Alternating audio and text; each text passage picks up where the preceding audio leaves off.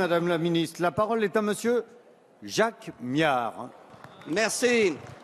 Ma question s'adressait au Premier ministre, mais visiblement, il a eu peur, il est parti. Et donc, j'associe à cette question Valérie Pécresse et les députés de la région parisienne. Loger nos concitoyens, monsieur le ministre, est un objectif légitime auquel nous souscrivons tous. Mais cela ne signifie pas de faire n'importe quoi. Pire, saccager. Je dis bien saccager des sites qui constituent des patrimoines écologiques irremplaçables.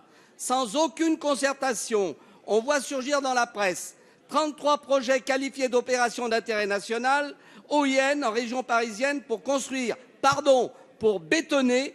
Pour bétonner quoi? Pour bétonner des sites de verdure remarquables comme à Marly, comme les hippodromes de Saint-Cloud, d'Enghien, de Rambouillet et de Maisons-Laffitte, un scandale, et tout cela au mépris, en violation des règles publiques qui protègent ces sites, dont le classement au titre des sites, la coulée verte du SDRIF et les PPRI qui interdisent toute construction inondable. Alors que comprendre? Tout cela illustre que vous ne commandez pas à ces technocrates frustrés de la FTRP qui vaticinent pour justifier leur existence. Monsieur le Premier ministre, vous voulez loger les Français? Sachez qu'il existe des centaines de milliers de logements vacants en province. Au lieu de bétonner à outrance la région parisienne et de la rendre invivable, on ne pourra plus y circuler. Aider les entreprises à s'installer dans les villes de province où il y a des logements vacants et notamment des logements sociaux. Quand allez-vous mettre en place une politique d'aménagement du territoire qui permette de ne pas saccager la région parisienne et permettre aux Français de vivre dans des conditions absolument acceptables? Merci. La parole est à madame Sylvia Pinel, ministre du Logement, de l'Égalité des Territoires et de la Ruralité. Merci, Monsieur le Président, Mesdames et Messieurs les députés, Monsieur le député Jacques Miard. Je voudrais vous répondre très précisément sur cette question, puisque beaucoup de contre-vérités ont été exprimées. Mais la première, c'est la crise du logement qui sévit en Île-de-France, dans les territoires tendus, peut-être plus qu'ailleurs.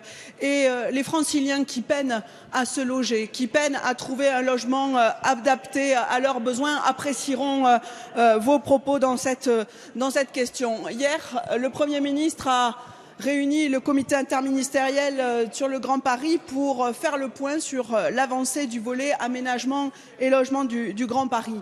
Avec 56 000 logements mis en chantier sur les 12 derniers mois, la tendance est à la hausse, mais nous sommes encore loin des 60 000 logements qui sont nécessaires. C'est la raison pour laquelle nous devons poursuivre et amplifier nos efforts. Lors du comité interministériel d'octobre 2014, une trentaine de sites ont été identifiés sur deux critères simples. D'abord, le potentiel de construction et ensuite la desserte en transport. Les services ont fait une analyse approfondie qui donne lieu actuellement à une concertation autour des ateliers du Grand Paris du logement, concertation avec les élus locaux, avec les aménageurs, et en aucun cas les projets ne sont aujourd'hui actés, décidés.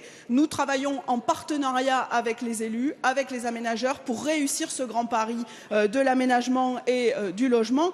2 ateliers ont déjà eu lieu. J'espère que le débat se passera de manière constructive. Et s'agissant des OIN, monsieur le député, il s'agit d'un outil, apprécié au cas par cas. Et l'État travaillera avec les élus autour d'un projet de développement partagé. Les sites seront annoncés en septembre. Donc inutile de polémiquer sur un sujet aussi sérieux et attendu par les Franciliens. Merci madame de ne pas avoir effrayé monsieur Miard. La séance des questions au gouvernement est terminée. La séance est suspendue.